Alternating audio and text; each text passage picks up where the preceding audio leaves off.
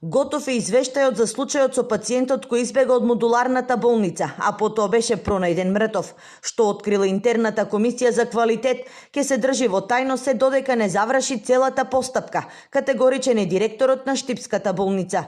Од каде минатиот викенд во доцните часови побегна 75 годишен маж од Пробиштип. Извештајот понатамо ќе биде доставен до други комисии, кои ќе оценат дали е направен пропуст и ќе имали санкции. Единствено што денес открија е дека таа вечер вратата била заклучена.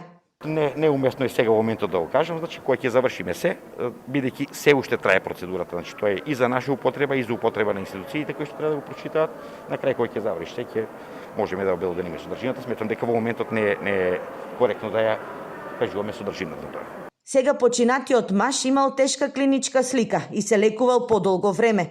Досегашната пракса во Штипскиот ковид центар укажува дека вирусот влија и на менталното здравје кај пациентите, па дел од нив знаат да бидат дезориентирани, па дури и агресивни. Неретко и нееднаш довеле до ситуација да имаме пациенти кои што се исклучително вознемирени, агресивни, агитирани, дезориентирани. Тоа е нешто кое што многу често не случувало. Сме имале случаи во кои што настрадувал и дел од инвентарот на клиничка болница Штип, па сме имали и неколку непријатни ситуации меѓу таков тип на пациенти и нашиот персонал. Минатиот петок после полнок граѓани кои живеат во близина на модуларната болница пријавиле дека на улицата има мртов човек.